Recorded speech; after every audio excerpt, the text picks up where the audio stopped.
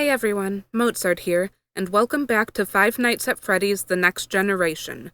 This will be the second half of part 1 of this fanfiction. So then, let's begin. Sunlight streamed into my room, making everything glimmer. I grabbed my phone from the bedside table and checked the clock. 9:32? I started to worry that I missed the bus, before remembering that it's the weekend. Dad asked me to stay home. Usually I worked as a cashier at the pizzeria for a bit of extra money, but with a broken animatronic to fix, that wasn't about to happen. I tried not to slip as I headed down the stairs.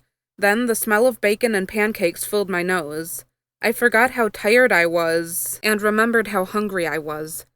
Dad was over by the stove flipping pancakes, and Mom was turning the bacon, but looked sidetracked. "Morning, Rosie. How did you sleep?" Dad asked me, adding chocolate chips to the sizzling pancakes. I tried to hide the fact that I hadn't really slept much at all. "Mom, are you okay? You seem a little bit sidetracked," I pointed out. "It's just, my publisher said he was bombarded with waiting fans for my new novel," Mom salvaged out an explanation. I never knew that Mom is pressured by her fans, demanding her new book to be released because they're too impatient to wait. As Mom left to go to work, Dad took me to the garage, only to see on his workbench laid the wreck of Toy Foxy. A purple toolbox lay open next to her. She lifted her head slightly and looked hopelessly sad. "Dad," I called out. He answered. "Why does she have a second endoskeleton head?" "Well, if you look at these blueprints," he spread out a blue sheet of paper with her designs and features.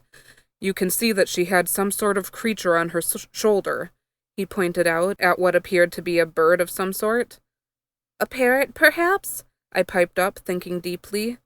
Dad left to go wake up Charlie, leaving me to get started on Toy Foxy. She looked hopefully up at me. "I'll try my best to fix you." I lifted her head so my forehead would touch hers. She closed her eyes and tried to say something, but only came out as static. I pulled out my screwdriver from my toolbox and unscrewed her voice box. I palmed it in my hand, then went over to my Apple PC and scanned it. Google came up with a lot of links to websites and some pictures. I clicked the link that read, "How to fix a voice box." Muttering the words as I read, I understood what it meant and what I needed to do. I walked over to Toy Foxy and opened up her voice box to check if her circuit board was malfunctioning. I saw a frayed wire plugged into the incorrect plug hole. I grabbed a pair of eyebrow tweezers that I always kept inside my toolbox in case I have a situation like this. After tweaking the circuit board for a while, I inserted it back into the box and screwed it back onto Toy Foxy. I looked at her, waiting to see if my magic had worked. "How do you feel?" I asked her, worried. "I feel a lot better," she said in a quiet voice. Dad walked in and was carrying Charlie in his arms. Her little auburn piggy tails looked adorable with her hot pink shirt with her denim overalls and running shoes.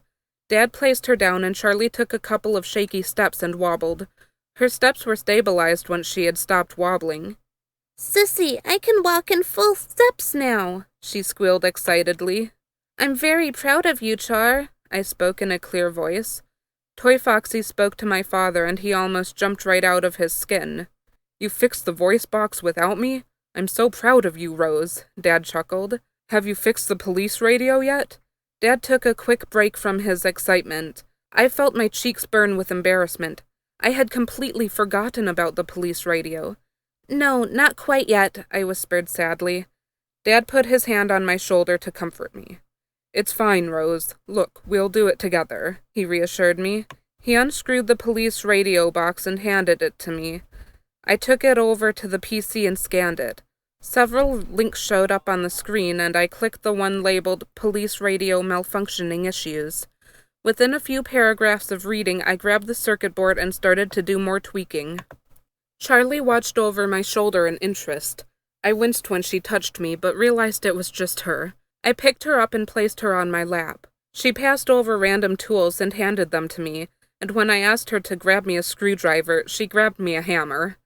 She got used to finding the right tool and understood what I was doing. After hours of tweaking and shaping, my text tone went off. Dad said he would fix her facial recognition scanner so I could take a break and put Charlie down for her afternoon nap. Once I had read Charlie a story and sang God knows how many lullabies, I checked my text. It was from my friend, Mike. "Hey, Rose, what's up?" "Fixing one of the toy animatronics from the pizzeria." "What? I thought they were scrapped months ago." "Well, Dad got his hands on Toy Foxy's spare parts to fix her, and I fixed her voice box and police radio." "That is awesome!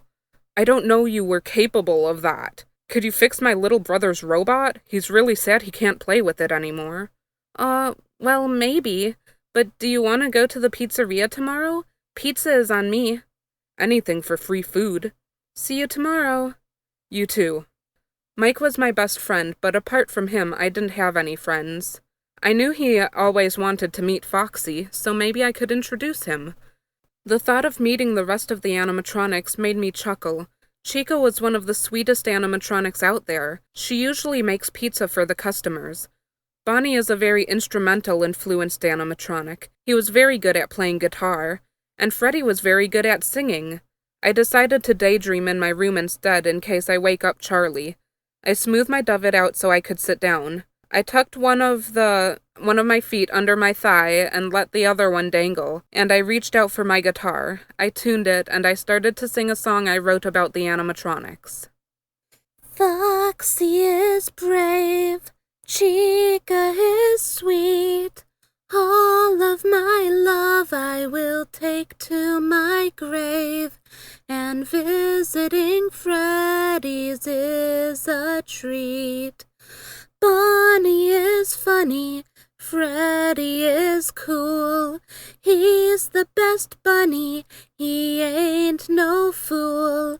Freddy's band is the coolest one around. No cooler band can be found. Ooh, ooh, no one loves you better than I care for you. I am smart, you are kind. No one cared, but now I find you are my friends. I strummed the strings in time with my singing, and I closed my eyes and imagined playing in front of Freddy and the gang. The doorbell rang and I jumped. I ran down the stairs with confusion. I didn't invite anyone over today. Charlie is pretty much only in daycare once a week. I opened the door to find Mike standing there with the biggest grin on his face. "Mike, what are you doing here?" I asked breathlessly. "I asked my mom if I could go to the pizzeria, and she said I could, but I can't for more than an hour," Mike whined. I felt sympathy for him, but what came next shocked me. So I ran away. "Please, can I stay with you?"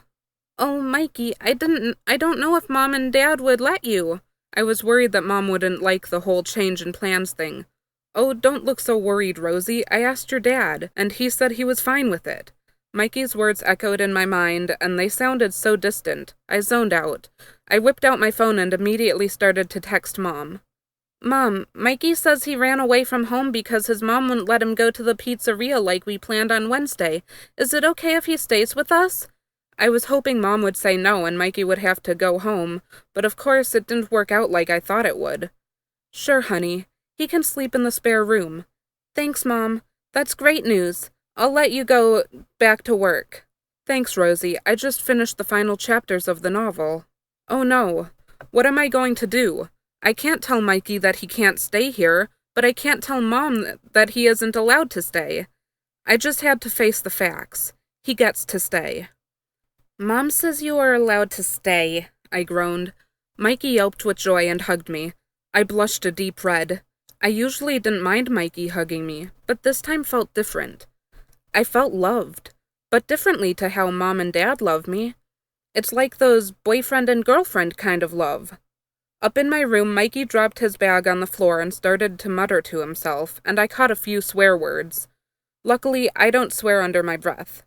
I heard a car pull up outside and Mom stepped out. A rush of energy sprouted through my body. I dashed downstairs. Mom held out her new book after I had hugged her. "It feels like I only started to write it yesterday," she cried. Dad was prouder than ever. He kissed her down her neck. Gross. I covered my eyes. It was so embarrassing when Dad did that, whether people were here or not. I dashed back upstairs. The next morning, Mikey was still fast asleep, but I hadn't slept a wink. I was worried that if Foxy introduces me to the rest of the gang, what if he and the others don't like Mikey? I couldn't take back the offer now. It was too late. I got dressed into an ivy green skater skirt and an ocean blue sleeveless top. I brushed all the tangles out of my hair and placed a purple headband with a black butterfly on it through my hair. Just as I finished putting on some lip gloss, Mikey woke up.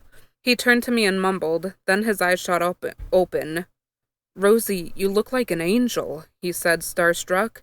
I blushed pink this time instead of red. "Thanks. You should get ready too. We leave in a few minutes." Mikey scrambled out of his pajamas and into a handsome t-shirt and trousers. He slipped on some boots and socks, and he was ready. I put on the same ballet slippers as I did the first time I met Foxy. We were out the door and saw Dad waiting for us in the car. We sped off to the pizzeria. We arrived in a short amount of time. I skipped out of the car and ran into the pizzeria. Mikey tried to catch up, but I was too quick for him. I ran up to the curtains of Pirate Cove. "Foxy!" I shouted. A red figure peered out looking very mad. When he saw that it was only me, he dropped his anger and replaced it with happiness. "Lassie, I thought you would have forgotten about me," Foxy cried. "I could never forget my captain. What kind of friend would I be then?" I calmed him. "I would like you to meet my friend, Mike, but you can call him Mikey," I whispered to him. Foxy picked me up and placed me on his shoulders. He took Mikey by the hand and he walked us to the show stage.